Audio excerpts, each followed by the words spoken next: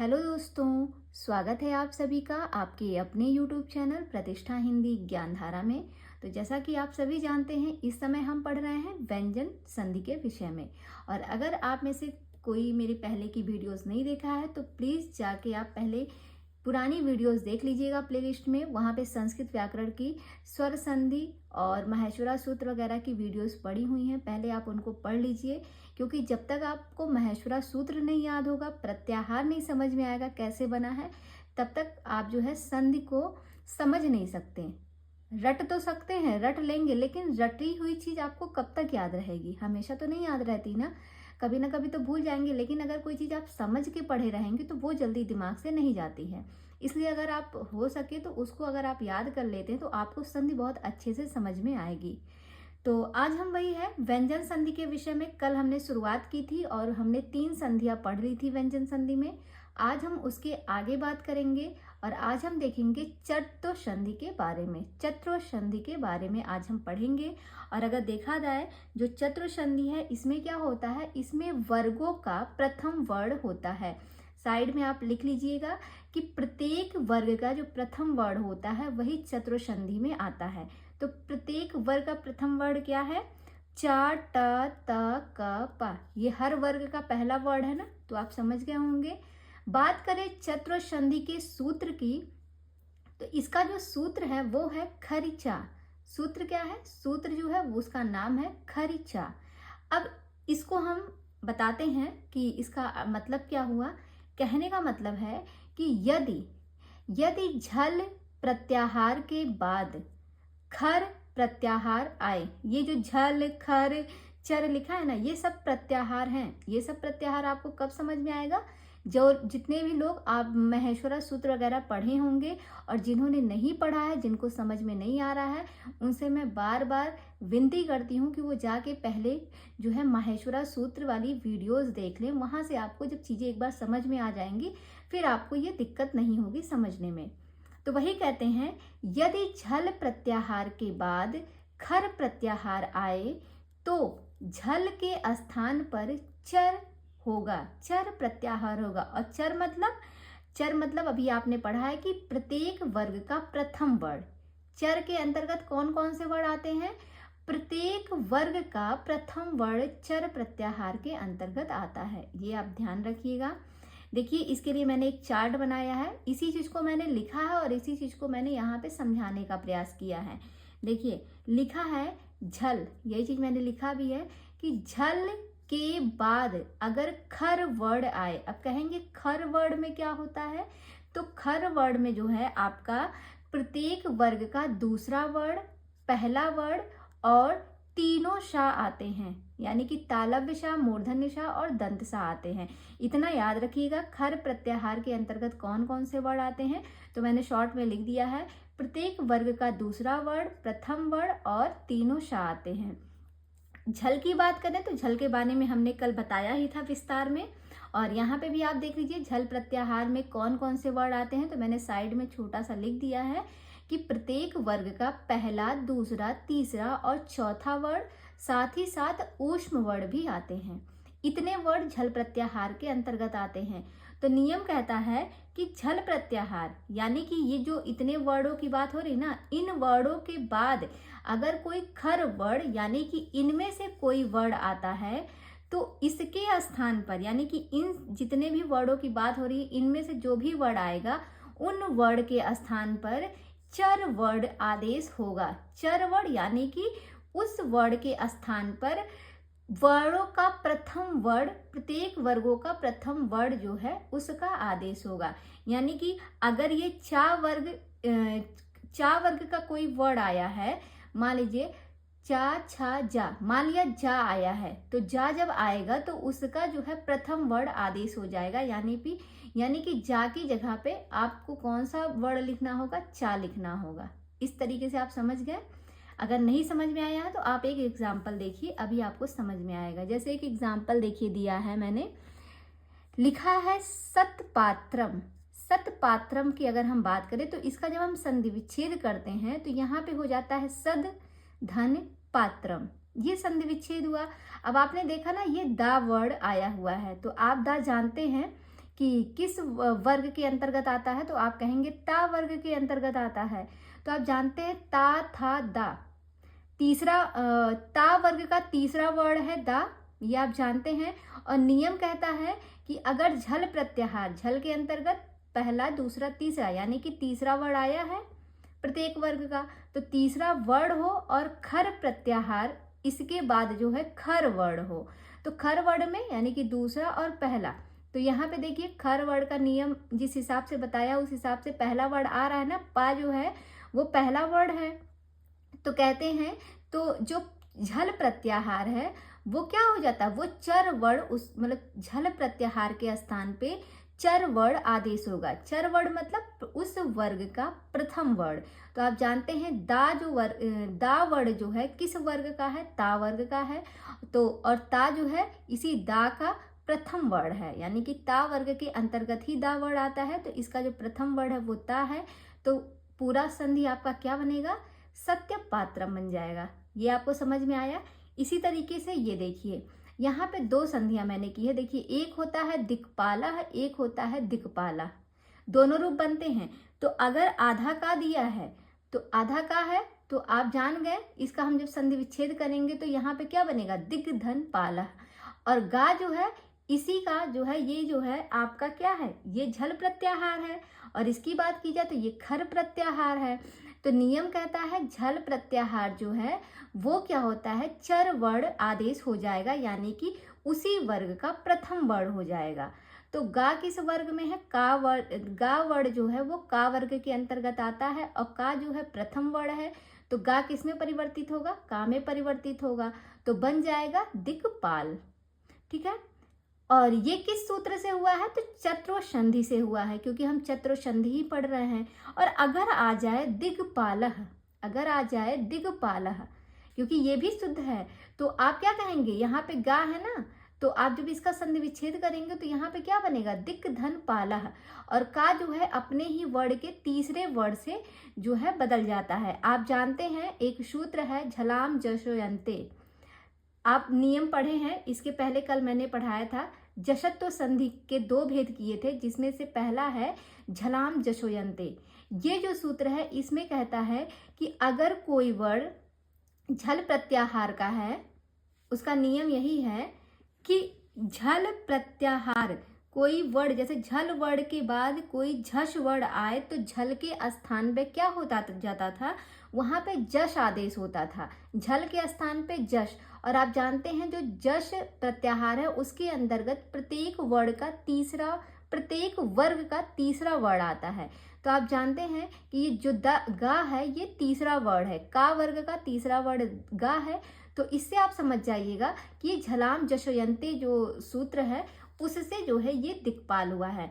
तो आप इन दोनों में कभी कंफ्यूज मत होइएगा। अगर बस सिंपल सा आप एक ट्रिक समझिए कि अगर आपको कोई शब्द ऐसे बना बनाया दिख रहा है और उसमें कोई आधा अक्षर है, वो आधा अक्षर प्रत्येक वर्ग का प्रथम वर्ण अगर आधा अक्षर है तो आप समझिएगा वो कौन सी संधि से हुआ है, वो चत्रोसंधि से हुआ है। और अगर जो है प्रत्येक वर्ग का आधा अक्षर अगर जो है तृतीय वर्ण से हुआ है, मतलब प्रत्येक वर्ग का जो तृतीय वर्ण है अगर वो आधे अक्षर में आपको दिख रहा है तो आप समझ जाइएगा वो झलाम जशोयन्ते नियम से हुआ है। ये दोनों में अंतर है, इस चीज को आप ध्यान रखिएगा। इसका एक और उदाहरण है, जैसे भेद दन तुम, तो भेद दन तुम लिखा हुआ है, तो इसमें जो दा वर्ण है ये जो है ये अपने ही वर्ग के प्रथम वर्ण से चेंज हो जाएगा। तो दा जो है वो तृतीय वर्ण है और ये इसका प्रथम वर्ण क्या है, ता है ना, ता था दा। और यहाँ पे आप देख रहे हैं ता वर्ण भी आया है, तो आप इससे समझ गए कि ये खर प्रत्याहार के अंतर्गत है। और खर प्रत्याहार में दूसरा और पहला वर्ण आता है और साथ ही साथ तीनों शाह आते हैं। तो दूसरा तो नहीं आया लेकिन पहला वर्ण आया है, तो आप समझ गए। तो ये बन जाएगा, जब ता की जगह ता होगा तो क्या बनेगा, भेद तुम, भेद तुम बन जाएगा। मैंने यहाँ ट्रिक लिख दी है समझने के लिए कि प्रत्येक वर्ग का प्रथम वर्ण अगर आधा हो तो वहां चत्रोसंधि होती है। ये आपको सिंपल सा देख के आपको समझ में आ जाएगा इसमें कौन सी संधि हुई है। आगे हम बात करते हैं, अगला जो संधि है व्यंजन संधि के अंतर्गत, वो है अनुस्वार संधि। अनुस्वार संधि का एक सूत्र है मो अनुस्वारः। क्या है, मो अनुस्वारः।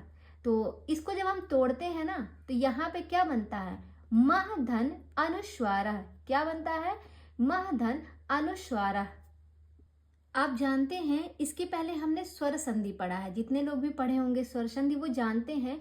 ये जो यहाँ पे यहाँ पे जो निशान लगा है ये अवग्रह का चिन्ह होता है ना, ये अवग्रह का चिन्ह होता है। और ये किस संधि में लगता है, ये पूर्व रूप संधि का जो नियम है उसमें जो है अवग्रह का चिन्ह होता है। इससे आप ये जानेंगे अगर हम इसको तोड़ते हैं तो यानी कि यहाँ पे क्या रहा होगा, आ, क्योंकि आ जहाँ पे मिलेगा आपको वहां पे बाद में जब उसको हम संधि करते हैं तो वहां पे अवग्रह का निशान लगाते हैं। ये सब आपने स्वर संधि में पढ़ा है। तो इसको इसी वजह से जब हम इसको तोड़े तो क्या बना, मह धन अनुस्वारा, यानी कि वो पूर्व रूप संधि से, जो पूर्व रूप संधि है उससे यहाँ पे अवग्रह का ये निशान बना है, यानी कि यहाँ पे पहले आ रहा होगा तो मह धन अनुस्वारा बन गया। ये इतना समझ में आया। तो इसमें कहते हैं, देखिए यहाँ पे मैंने इसको डिटेल में समझाया है कि पदांत माँ, पदांत यानी कि पद के अंत में, अगर पद के अंत में माँ आए और उसके बाद कोई व्यंजन यानी कि कोई हल वर्ण, हल प्रत्याहार यानी कि व्यंजन वर्ण की बात हो रही है, कोई व्यंजन वर्ण हो तो पदांत माँ को अनुस्वार हो जाएगा। जो पदांत मतलब पद के अंत में जो माँ वर्ण आया है उसको क्या हो जाएगा, उसको अनुस्वार हो जाएगा। अनुस्वार मतलब ये जो बिंदी है ना, ये अनुस्वार का निशान है। वो माँ लिख के नहीं आएगा, वो बिंदी के रूप में वो बदल जाएगा। अब इसका हम एग्जाम्पल देखते हैं कैसे। जैसे देखिए यहाँ पे लिखा है हरीम धन वंदे, हरीम वंदे लिखा है। अब नियम कहता है पद के अंत में, तो ये जैसे एक पद ये है, ये दूसरा पद है, तो पद के अंत में यहाँ माँ आया है तो ये माँ जो है नियम के अनुसार ये पद के अंत में आया है। और जो दूसरा वर्ड है इसमें देखिए वा जो है ये व्यंजन है, तो ये व्यंजन आया है। तो नियम के अनुसार कहता है कि अगर पद के अंत में माँ हो और उसके बाद कोई व्यंजन वर्ड हो तो जो माँ है ये अनुस्वार में बदल जाएगा। तो ये माँ किस में बदलेगा, अनुस्वार में। तो बनेगा क्या, हरिम वंदे। देखिए यहाँ पे अनुस्वार लग गया, बन गया हरिम वंदे। इसी तरीके से ये भी है कृष्णम भजामी, तो यहाँ पे जो माँ है और इसके बाद ये जो है भा, ये व्यंजन है, तो यहाँ पे क्या बन जाएगा, माँ हो जाएगा अनुस्वार और बनेगा कृष्णम भजामी। ये हो गया, ये समझ में आ गया होगा। नोट में मैंने एक बात लिखी है कि पदांत माँ, अगर पदांत माँ के बाद यानी कि पद के अंत में माँ के बाद स्वर आ जाए तो स्वर आने पर माँ को माँ ही रहता है। मतलब माँ जो है वो अनुस्वार में नहीं बदलता है। अनुस्वार में कब बदलेगा, अगर माँ के बाद कोई व्यंजन होता है, और अगर माँ के बाद व्यंजन नहीं होता है, स्वर वर्ण होता है, तो वो किस में बदलेगा, वो आपका किस में होगा, वो बदलेगा ही नहीं, वो माँ माँ में ही रहेगा। इसके लिए मैंने एक एग्जाम्पल दिया है, जैसे अगर लिखा रहे त्वम नदीम पश्य, तो आप जान रहे हैं वहाँ के ऊपर जो है ये माँ जो था यहाँ पे वो अनुस्वार में बदल गया। अनुस्वार में बदला ना, क्यों बदला, क्योंकि आप जान रहे हैं बगल में जो ना लिखा है ये व्यंजन वर्ण है। और यहाँ पे नदी में भी यहाँ पे जो बिंदी लगी है ये अनुस्वार में बदल गई, और अगर अनुस्वार में ना होता तो हम माँ लिखते पूरा। तो ये माँ जो है नहीं लिखा, अनुस्वार में बदला, क्यों, क्योंकि उसके बाद का जो वर्ड है वो व्यंजन है। तो ये आपको समझ में आ गया, यहाँ पे माँ अनुस्वार के बाद व्यंजन वर्ड आया है, इसलिए माँ जो है वो अनुस्वार में बदल गया। अब बात करते हैं, इसको देखते हैं। इसमें जैसे लिखा है मैंने त्वम अत्रास्ति, अत्रास्ति, त्वम अत्रास्ति, तो यहाँ पे देखिए यहाँ पे भी माँ वर्ड आया है। देखिए माँ वर्ड के बाद क्या आया है, अत्रास्ति, यानी कि स्वर आ गया है। जब स्वर आया है तो हमने जो है माँ को माँ ही रहने दिया, ना कि उसको अनुस्वार में बदला। यहाँ पे दिखा ना, तो ये दोनों नियम आप जरूर याद रखिएगा, इसमें बहुत काम आएगा। आगे बढ़ते हैं, अगली जो संधि है वो है लत्व संधि। अगर लत्व संधि की हम बात करें तो लत्व संधि का एक सूत्र होता है तोड़ली। सारे सूत्रों को आप जरूर याद रखिएगा। लत्व संधि का सूत्र होता है तोड़ली, और तोड़ली को अगर हम तोड़ेंगे तो बनेगा तोह धन ली, तोह ली। तो का मतलब यहाँ पे क्या होगा, ता वर्ग। तोह का मतलब हो गया ता वर्ग। नियम कहता है कि ता वर्ग के बाद ला वर्ण आए तो जो ता वर्ग है वो ला वर्ण हो जाएगा। कहते हैं ता वर्ग, और ता वर्ग की जब भी बात होती है तो यानी कि ता था दा धा ना ये पूरे वर्ण आएंगे। यानी कि ता वर्ग के अंतर्गत जितने भी 5 वर्ड आते हैं उन सभी की बात हो रही है कि उन सभी में से कोई भी वर्ड आता है और उसके बाद अगर ला वर्ड आए तो वहाँ पे वो जो ता वर्ग के जो वर्ड होता है वो ला में बदल जाएगा। अब जैसे एग्जाम्पल देखिए, यहाँ पे लिखा है उद धन लेखा, तो ये जो दा है ये ता वर्ग का ही है, ता था दा तीसरा वर्ड है ना ता वर्ग का।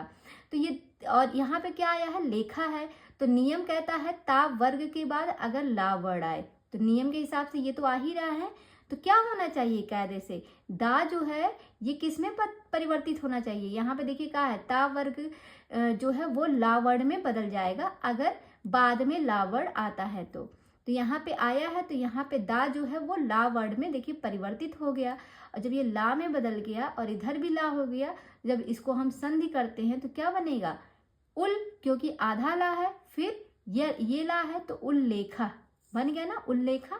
ऐसे ही महान धन लाभा का अगर हम करेंगे तो ये ना जो है ये ता वर्ग का पंचम अक्षर है, ये भी ला में परिवर्तित होगा, क्यों, क्योंकि उसके बाद भी ला वर्ड है, तो इसका क्या बन जाएगा, महान लाभा।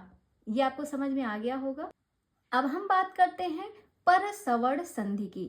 हमने देख लिया तोरली संधि को देख लिया, वो भी बहुत इंपॉर्टेंट है। अब बात करते हैं पर सवर्ण संधि की। तो पर सवर्ण संधि की अगर हम बात करें तो इसका एक सूत्र है, अनुस्वारस्य यही पर सवर्णा। क्या है, अनुस्वारस्य यही पर सवर्णा, ये इसका सूत्र है। अब इस सूत्र को समझते हैं कि इसमें कहता क्या है। इसमें कह रहा है कि आ पदांत अनुस्वार, ये अनुस्वार का निशान है ना, तो समझिएगा, कहता है कि आ पदांत अनुस्वार के बाद यही में कहता है कि ऊष्म वर्ण को छोड़कर कोई भी व्यंजन आए। यही प्रत्याहार जो है उसमें नियम कहता है कि उसमें जो है ऊष्म वर्ण को छोड़कर कोई भी व्यंजन आए, कोई भी मतलब कोई भी व्यंजन हो, बस ऊष्म वर्ण नहीं होने चाहिए, यानी कि तीनों शा और हा ये नहीं होने चाहिए। तो कहते हैं कि आप पदांत अनुस्वार के बाद यही यानी कि ऊष्म वर्ण छोड़कर कोई भी अगर व्यंजन आता है तो अनुस्वार के स्थान पर सवर्ण क्या हो जाएगा, उसके स्थान पर सवर्ण हो जाएगा। पर मतलब होता है बाद में और सवर्ण मतलब होता है उसी वर्ग का पंचम अक्षर। सवर्ण मतलब उसी वर्ग का होना चाहिए और सवर्णी होना चाहिए, क्योंकि सवर्ण लिखा है, सवर्ण मतलब सवर्णी, सेम उसी वर्ग का। तो पर मतलब हो गया बाद में, तो कहते हैं कि बाद वाले वर्ण का पंचम वर्ण हो जाएगा। कहाँ पे, जो अनुस्वार रहेगा वहां पर। एक एग्जाम्पल लीजिएगा तब आपको अच्छे से समझ में आएगा क्या बात कही जा रही है। जैसे यहाँ पे लिखा है गंगा, तो आप जानते हैं ये क्या है, ये अनुस्वार का निशान है ना, अनुस्वार का निशान। तो जब हम इसको तोड़ते हैं तो क्या बनेगा, गा फिर आ बनेगा, फिर गा है, फिर बड़ा आ है। इसको हमने तोड़ा तो 4 वर्डों में ये टूटा। तो आप जानते हैं ये जो आ है यहाँ पे कहता है ये अनुस्वार है, ठीक है, ये अनुस्वार है, आप जान रहे हैं। तो कहते हैं कि ये जो अनुस्वार वाला निशान है ना आ, इसके स्थान पे क्या हो जाएगा, इसके स्थान पे जो है पंचमाक्षर प्रयोग होगा उसके बाद वाले वर्ड का। तो बाद वाला वर्ड यहाँ पे क्या है, यहाँ पे गा जो है वो उसके बाद वाला वर्ड है। तो गा का पंचमाक्षर क्या होता है, गा जो है वो प्रथम वर्ग के अंतर्गत आता है, यानी कि का वर्ग के अंतर्गत गा आता है। और गा का जो पंचमाक्षर होता है वो क्या होता है, तो आप पढ़िएगा, का खा गा घा अंगा, ये है ना, अंगा है। तो अंगा यहाँ पे लिख दिए तो क्या बन गया, गंगा। और यहाँ पे इस तरीके से दोनों रूप इसका लिखा जाएगा। और अगर कहीं दे जैसे रामम लिखा है तो आप कहेंगे यहाँ पे भी तो अनुस्वार है, लेकिन भैया यहाँ पे कह रहा आप पदांत, मतलब कि पद के अंत में ना हो। यहाँ पे तो एकदम पूरा पद ही खत्म हो गया ना, पूरे शब्द के अंत में दे दिया है, यहाँ पद के मध्य में दिया है। देखिए पद के मध्य की बात हो रही है और यहाँ पे पद के अंत में दे दिया, तो आप इसको कैसे करेंगे, यहाँ पे तो नहीं होगा। लेकिन पद के मध्य की अगर बात रहेगी तब यहाँ पे हो जो है ये नियम काम करेगा, ये चीज आप ध्यान रखिएगा। जैसे और एग्जाम्पल ले लीजिए, यहाँ पे जैसे मैंने लिखा है अंकित, तो आप देख रहे हैं यहाँ पे भी क्या है, यहाँ पे भी जो आपका है ये क्या है, ये अनुस्वार है। और उसके बाद जो है उसके बाद एक व्यंजन है, का व्यंजन है। तो कहते हैं कि उसके बाद वाले वर्ण का पंचमाक्षर हो जाता है। तो उसके बाद वाला वर्ण क्या है, का ही तो है। तो ये है अनुस्वार, और अनुस्वार के बाद वाला वर्ण का है, तो का ही पंचमाक्षर क्या होगा, अंगा होगा, तो ये भी बन जाएगा अंगा में परिवर्तित होगा। तो आप जब लिखेंगे तो कैसे बनेगा, अंकित, ये बन गया। इस तरीके से लिखा जाता है। इसी तरीके से मंदह का देखिएगा, मंदह का जब आप करेंगे तो आप जानते हैं ये जो अनुस्वार है और उसके बाद दा जो है ये व्यंजन है कि नहीं। तो व्यंजन है तो ये अपने ही वर्ग का पंचमाक्षर रूप में परिवर्तित हो जाएगा, जो आपका अनुस्वार है। तो ये है अनुस्वार, और ये किस पंचमाक्षर में परिवर्तित होगा, दा के पंचमाक्षर में। यानी कि दा का पंचमाक्षर क्या होता है, ना होता है ना, ता था दा धा ना। तो ये बदल जाएगा अनुस्वार किसमें, ना में परिवर्तित हो जाएगा। ये समझ में आ गया होगा। नोट में एक बात लिखी गई है, इसको समझिएगा। यदि अपदांत अनुस्वार के बाद या व रा ला भी रहे तो भी प्रायः अनुस्वार ही रहता है। जैसे ऊष्म व्यंजन के बारे में कहा गया था, और या रा ला वा, आप बताइए या रा ला वा का पंचमाक्षर होता है, नहीं होता है ना।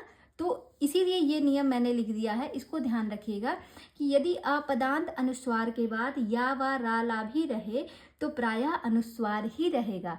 इसके लिए मैंने देखिए 2 एग्जाम्पल दिए हैं, कौन कौन से शब्द। जैसे कि अगर या व रा ला होता है तो वो जो है आपका पंचमाक्षर में परिवर्तित नहीं होगा, अनुस्वार अनुस्वार ही रहेगा। जैसे संयम, तो देखिए आप ऐसे ही लिखेंगे ना, या जो है कैसा वर्ड है, ये आप देख रहे हैं ना, या व रा ला, इसमें या आ गया, तो ये अनुस्वार जो है ये आपका बदला नहीं पंचमाक्षर में, क्योंकि या का पंचमाक्षर तो होता ही नहीं है, ये ऐसे ही रह गया। इसमें भी जैसे संयोग शब्द है, इसमें भी आपका जो है ये अनुस्वार ही रहा, अनुस्वार बदला नहीं पंचमाक्षर में।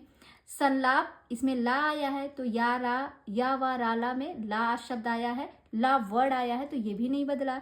ऐसे ही संवेग, और कौन सा शब्द होगा, संवेग होगा। वैसे ही संविधान भी होगा, समझ गए।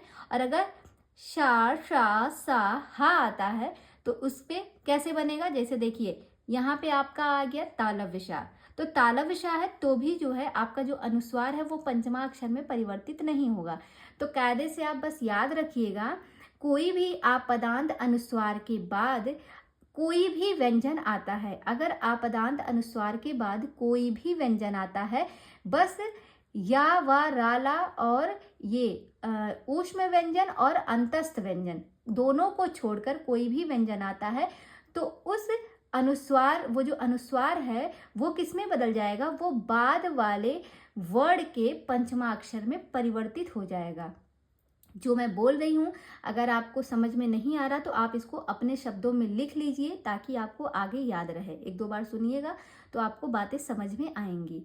तो ये चीज आपको समझ में आएगी। ये था पर श्रवण संधि के कुछ उदाहरण।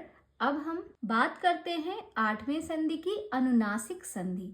ये भी इम्पॉर्टेंट है। इसका एक सूत्र है, परो अनुनासिके अनुनासिको वाह, परो अनुनासिके अनुनासिको वाह। जब इसको हम तोड़ते हैं तो ये क्या बनता है, ये बनता है, सॉरी ये परो नहीं यरो लिखा है, तो बनता है यरह अनुनासिके अनुनासिका वाह, यरह अनुनासिके अनुनासिका वाह। कहने का क्या मतलब है कि जो यर है ना ये प्रत्याहार है। कहते हैं यर प्रत्याहार के बाद कोई अनुनासिक वर्ण, यानी कि अनुनासिक वर्ण कौन सा होता है, प्रत्येक वर्ग का पंचम वर्ण, उसी को हम कहते हैं अनुनासिक वर्ण। तो कहते हैं यर प्रत्याहार के बाद कोई अनुनासिक वर्ण आए तो उसी वर्ण का अनुनासिक वर्ण हो जाता है, उसी वर्ण का क्या हो जाता है, पंचमा अक्षर हो जाता है, यानी कि अनुनासिक वर्ण हो जाता है। कैसे, ये चार्ट देखिए, चार्ट से आपको अच्छे से समझ में आएगा। जैसे लिखा है मैंने यहाँ पे, पदांत यर, यही है ना, यर प्रत्याहार के बाद कोई अनुनासिक वर्ण आए, कोई अनुनासिक मतलब इन ये अनुनासिक वर्ण है, इनमें से कोई भी वर्ण आए तो यहाँ पे जो है ये जो पदांत यर है ना, जो पदांत यर प्रत्याहार है इसके अंतर्गत जो भी वर्ण आते हैं वो वर्ण किस में बदल जाएंगे, वो अनुनासिक वर्ण में परिवर्तित हो जाएगा अपने ही वर्ग के। यहाँ पे एक बात कही गई है कि हा, जो हा वर्ण है, जो हा व्यंजन है, इस हा व्यंजन को छोड़कर कोई भी व्यंजन आए। बस इसमें एक बात को याद रखिएगा अनुनासिक में कि हा वर्ण को छोड़कर कोई भी व्यंजन अगर आता है तो वो क्या होता है, अनुनासिक वर्ण हो जाएगा। जैसे एग्जाम्पल देखिए, संधि में क्या होता है, जब तक आपको एग्जाम्पल ना दिया जाए तब तक चीजें समझ में नहीं आती। तो देखिए जैसे एग्जाम्पल है इतद धन मुरारी, यहाँ पे एग्जाम्पल दिया है इतद धन मुरारी, ठीक है। अब यहाँ पे आप देखेंगे ये दा जो है, ये आपके यर प्रत्याहार के अंतर्गत आता है। दा जो है यर प्रत्याहार के अंतर्गत आता है। और उसके बाद कहता है नियम कि कोई भी अनुनासिक वर्ड आए, तो आप जान रहे उसके बाद आया है माँ वर्ड। तो माँ आपको पता है ना, ये अनुनासिक वर्ड है। देखिए ये अनुनासिक वर्ड है, तो नियम के अनुसार क्या होता है, ये जो दा वर्ड आया है यर प्रत्याहार के अंतर्गत दा वर्ड आता है, ये क्या होगा, ये किस में बदल जाएगा, ये आपका जो है बाद में अनुनासिक वर्ड में बदल जाएगा। तो यहाँ पे जब और अनुनासिक वर्ड में जब बदलेगा तो ये अपने ही वर्ग के पंचमाक्षर में बदलेगा। तो इसका जो पंचमाक्षर होता है दा का, वो कौन सा वर्ड होता है, वो ना वर्ड होता है। आप जानते ही हैं, वर्णमाला सबने पढ़ी है, तो ये चीज अच्छे से समझ में आएगा। तो ये क्या बन जाएगा, जब यहाँ पे ना हो जाएगा तो बनेगा ए त, फिर ये आधा दा है, तो यहाँ पे जब ये परिवर्तित हुआ तो ना में परिवर्तित हुआ, तो ना भी तो आधा ही आएगा, तो आधा ना हो गया, फिर यहाँ से हमने मुरारी ले लिया तो हो गया मुरारी। तो ये बन गया इतन मुरारी। और इसका एक और रूप बनेगा, क्यों, क्योंकि यहाँ पे वाल शब्द लगा है। यहाँ पे जब आपने सूत्र पढ़ा है, आप देखिएगा यहाँ पे लिखा है परो अनुनासिके अनुनासिको वा, और वा का मतलब यानी कि विकल्प, चाहे तो ये चाहे तो वो, मतलब कोई भी बन सकता है, वो विकल्प के अनुसार है, दोनों बन सकता है। इसमें ये कॉमन है, ये चीज आप ध्यान रखिएगा। तो ये इतन मुरारी भी बन सकता है और इतद मुरारी भी रह सकता है। बात करें सट माशा की, तो ये जो टा है आप जानते हैं ये यर प्रत्याहार के अंतर्गत आता है, और जो ये माँ लिखा है तो ये जान रहे हैं ये क्या है, ये अनुस्वार है। तो नियम के अकॉर्डिंग टा जो है अपने ही वर्ग के पंचमाक्षर में परिवर्तित होगा। तो टा का जो पंचमाक्षर वर्ड है वो है ड़ा, तो ये बन जाएगा षड माशा, और या फिर इसका दूसरा रूप बनेगा षट मासा। दोनों ही रूप इसका बनेगा और दोनों ही सही है। और इसके कुछ अन्य उदाहरण भी दिए गए हैं, आप इनको जब फ्री रहिएगा तो जरूर इसको सॉल्व कीजिएगा, आपको समझ में आएगा। अन्य उदाहरण दिया है जैसे सन्मति, जगन्नाथः, दिग्नागः, दिग्नागः, तन्मित्रम, ये सारे के सारे वर्ड जो हैं किसके हैं, ये अनुनासिक संधि के उदाहरण हैं। नोट में एक बात कही गई है जो कि बहुत ही महत्वपूर्ण है, इसको आप ध्यान रखिएगा जो नोट में बात कही गई है, क्योंकि यहाँ से जो है परीक्षा में प्रश्न बनते हैं। तो इसको मैं अंडरलाइन कर देती हूँ। इतना तो आपने पढ़ लिया ना, तो कुछ जानते हैं, कुछ अपवाद की श्रेणी में भी आते हैं, तो उन चीज़ों को आप जरूर ध्यान रखिएगा, क्योंकि आजकल जो परीक्षा में प्रश्न बनते हैं वो अपवाद वाले ज़्यादा उठाए जाते हैं। तो यहाँ पे जो मैंने नोट लिखा है, इसमें लिखा है प्रत्यये भाषायाम नित्यम।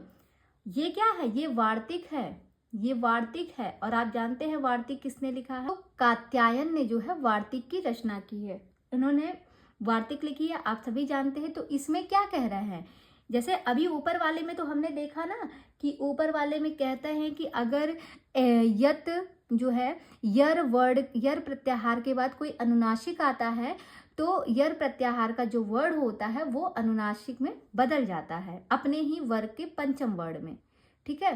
तो ये आपको समझ में आया। लेकिन एक नियम है जिसमें ये कहा गया है कि प्रत्यय भाषायाम नित्यम, कुछ शब्द ऐसे हैं कुछ प्रत्यय ऐसे हैं जिनके प्रयोग अगर ऐसे वर्ड आते हैं तो वहां पे क्या होता है, वो नित्य ही रहते हैं, उनका जो है कोई परिवर्तन नहीं होता है, वो वैसे के वैसे ही रहते हैं। उनका आप दो रूप नहीं बना सकेंगे। वो कैसे रहेंगे, उनका आप दो रूप नहीं बना सकते कि आप कह दीजिए कि उसका जो है परिवर्तित होकर पंचमाक्षर भी बनेगा और पहले वाला भी रहेगा, नहीं, उसका केवल पंचमाक्षर ही होगा। जैसे लिखा है चित धन मयम, और इसमें जो ता वर्ग है ये क्या, ये बदल जाएगा अपने पंचमाक्षर में और इसका चिन्मयम बन जाएगा।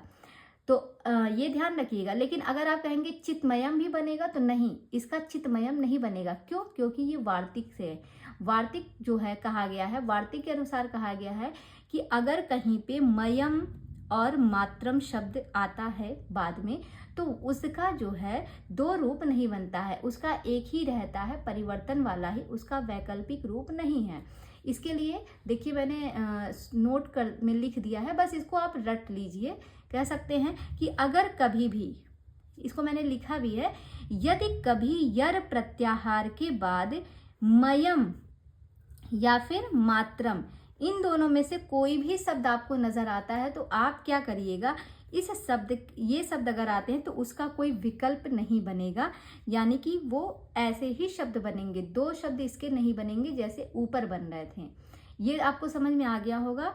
जैसे एक एग्जाम्पल मैंने और दिया है, वाक धन मयम, तो वाक जो है का जो है अपने पंचमाक्षर में परिवर्तित हो गया और वांगमयम बन गया। लेकिन आप बताइए क्या वाकमयम आप लिखेंगे? नहीं, इसका एक ही बनेगा।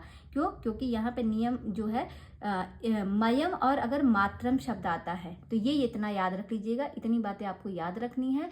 अगर कभी यर प्रत्याहार के बाद मयम या मात्रम शब्द आता है तो उसका कोई विकल्प नहीं बनेगा, वो कभी वैकल्पिक रूप में नहीं बनेगा, एक ही उसका हमेशा नित्य रूप बनेगा। तो यहाँ पर हमने जो है व्यंजन संधि के जितने भी और व्यंजन संधि के जितने भी नियम और बचे हुए थे उन सभी को हमने देख लिया है। इस पे कुछ प्रश्नोत्तरी कर लेते हैं। तो जैसे एग्जाम में जो प्रश्न आते भी हैं, बाकी आगे चल के जब ये टॉपिक खत्म होगा तो आपको प्रश्न भी कराए जाएंगे। अभी फिलहाल जैसे थोड़े बहुत प्रश्न हम करा दे रहे हैं ताकि आपको चीज़ें समझ में आए। जैसे एक क्वेश्चन है कि अर्धमात्रिक वर्ड कहे जाते हैं, तो आप जानते हैं अर्धमात्रिक वर्ड कौन से वर्ड कहे जाते हैं? वो व्यंजन वर्ड होते हैं। दूसरा क्वेश्चन है, दो व्यंजन वर्डों के मेल से जो वर्ड बनते हैं उन्हें हम क्या कहते हैं? तो उन्हें हम संयुक्त व्यंजन कहते हैं। ये भी बात याद रखिएगा। आगे है, का वर्ग, चा वर्ग, टा वर्ग, ता वर्ग व पा वर्ग को कहते हैं, क्या कहते हैं? तो इसमें चार ऑप्शन है, वर्गाक्षर कहते हैं, वर्गीय व्यंजन कहते हैं, स्पर्श व्यंजन कहते हैं या सभी कहते हैं। तो आप लगाएंगे सभी वाले पे, क्योंकि जो ये पांचों वर्गों की बात की जा रही है, इन्हें हम वर्गीय व्यंजन के नाम से भी जानते हैं, वर्गाक्षर भी कहते हैं, इन्हें हम स्पर्श व्यंजन भी कहते हैं, यानी कि इन्हें तीनों नामों से जाना जाता है, का वर्ग, चा वर्ग, टा वर्ग, ता वर्ग और पा वर्ग। और हाँ, अगर आप में से जो है किसी ने मेरे टेलीग्राम ग्रुप को ज्वाइन नहीं किया है तो आप प्लीज़ टेलीग्राम ग्रुप को ज्वाइन कीजिए। उसमें आज से मैंने जो है मॉर्निंग में संस्कृत की क्विज स्टार्ट कर दी है। 10 बजे से डेली जो है संस्कृत की क्विज कराई जाएगी मॉर्निंग में। तो अगर आप में से कोई भी संस्कृत की क्विज करना चाहता है तो वो प्लीज़ मेरे टेलीग्राम ग्रुप से जुड़ सकता है और जुड़ के जो है अपनी तैयारी को और बेहतर कर सकता है।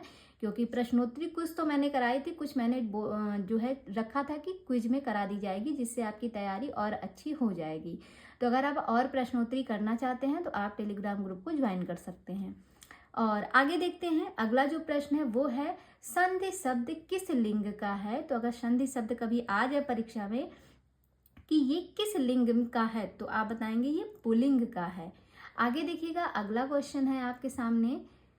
ऐसे ही प्रश्न आते हैं परीक्षा में, ये तो मैंने थोड़ा बहुत लिया है, बाकी आपको क्विज के द्वारा आपको मिलेंगे और भी प्रश्न। जैसे यहाँ पे लिखा है, जब पदांत ए ओ के बाद हर्ष आ आए तो आ को होता है, क्या होता है? ये सब आप नियम में पढ़े हैं। तो कहते हैं जब पदांत, पद के अंत में ए ओ के बाद हर्ष आ आए तो आ को होता है। आ को क्या होता है? उसको पूर्व रूप होता है। आ को पूर्व रूप होता है तो अवग्रह वाला जो निशान है, जो इस तरीके का निशान होता है, ये आ इसमें परिवर्तित हो जाता है, आप जानते हैं ना। तो वही याद रखिएगा, अगर ए ओ के बाद कोई आ वर्ड आता है तो आ जो है वो अवग्रह के रूप में परिवर्तित हो जाता है, ये पूर्व रूप संधि का नियम है। और अगर आ वर्ड के बाद ए या ओ आए तो ये पर रूप में परिवर्तित होता है। किसमें होता है? पर रूप में परिवर्तित होता है, ये पर रूप संधि का नियम है। अगर आप में से किसी ने नहीं पढ़ा है इसके बारे में तो आप मेरी पुरानी वीडियोस जाके देखिएगा, जो स्वर संधि के बारे में मैंने पढ़ाया है वहाँ पे इसके बारे में मैंने डिटेल में बताया भी है। आगे देखते हैं, अंतस्थ व्यंजन किस प्रत्याहार के अंतर्गत आते हैं? चार ऑप्शन दिया है, शल, यड़, अच, जश। तो आप जानते हैं शल प्रत्याहार की अगर हम बात करें तो शल प्रत्याहार के अंतर्गत आपके ऊष्म व्यंजन आते हैं। अच प्रत्याहार की बात करें तो अच प्रत्याहार के अंतर्गत सभी स्वर आते हैं, ये आप जानते हैं। और अगर जश प्रत्याहार की बात करें तो जश प्रत्याहार के अंतर्गत प्रत्येक वर्ग का तीसरा वर्ड आता है। तो बचा यड़ प्रत्याहार। तो आप कहेंगे कि यड़ प्रत्याहार जो है इसी के अंतर्गत सभी अंतस्थ व्यंजन आते हैं। अंतस्थ व्यंजन यानी कि या, व, रा, ला। तो यानी कि आपका ऑप्शन नंबर जो सेकंड वाला है ये सही जवाब हो जाएगा। ठीक है, तो याद रखिएगा अंतस्थ व्यंजन यड़ प्रत्याहार के अंतर्गत आते हैं। अब बात करते हैं अगला क्वेश्चन, जैसे अगर आ गया कि झल प्रत्याहार के अंतर्गत कौन से वर्ड आते हैं। तो जब आप प्रत्याहार के बारे में पढ़े रहेंगे तभी आप इन चीज़ों को बता सकेंगे। और इसको रटने की ज़रूरत नहीं है, मैं बार बार कर रही हूँ, इसको रटिए मत, इसको समझिए। क्योंकि आप कितने प्रत्याहार को रट पाएंगे, 42 प्रत्याहार बनते हैं, 42 या 43। तो आप क्या उतने प्रत्याहार को रट पाएंगे? और प्रत्याहार को रटने के बाद क्या उनके वर्डों को रट पाएंगे? कभी नहीं रट पाएंगे। तो इसीलिए क्या है, आप महेश्वरा सूत्र को याद कीजिए और प्रत्याहार समझिए कि प्रत्याहार बनाया कैसे गया है। तो कभी भी कोई प्रत्याहार आएगा तो आप फौरन समझ जाएंगे कि किस प्रत्याहार में कौन सी बात, कौन से वर्ड आते हैं। अब जैसे झल प्रत्याहार की बात करें तो इसमें क्या होता है, इसमें जैसे प्रश्न ये दिया है तो इसका आंसर क्या होगा, मैंने डायरेक्ट आंसर ही लिखा है। झल प्रत्याहार के अंतर्गत जो है प्रत्येक वर्ग का पहला, दूसरा, तीसरा, चौथा वर्ड और साथ ही साथ ऊष्म वर्ड आते हैं। और इस हिसाब से देखा जाए तो झल प्रत्याहार के अंतर्गत जो वर्ड आते हैं उनकी संख्या टोटल कितनी होती है? 24 होती है। टोटल 24 वर्ड आते हैं। वो 24 वर्ड कौन से हैं? प्रत्येक वर्ग का पहला, दूसरा, तीसरा, चौथा और ऊष्म वर्ड आते हैं। तो उम्मीद करते हैं आपको ये क्वेश्चन के माध्यम से चीज़ें थोड़ी समझ में आई होंगी, प्रश्न कैसे आते हैं। बाकी इसके आगे जो प्रश्न होती है वो आपको बाद में मिलेगी जब चैप्टर ख़त्म होगा। उसके बाद आपको जो है सारी टॉपिक पे प्रश्नोत्तरी भी कराई जाएगी और क्विज के माध्यम से अगर आप टेलीग्राम ग्रुप को ज्वाइन करते हैं तो वहाँ पे क्विज स्टार्ट कर दी गई है आज से।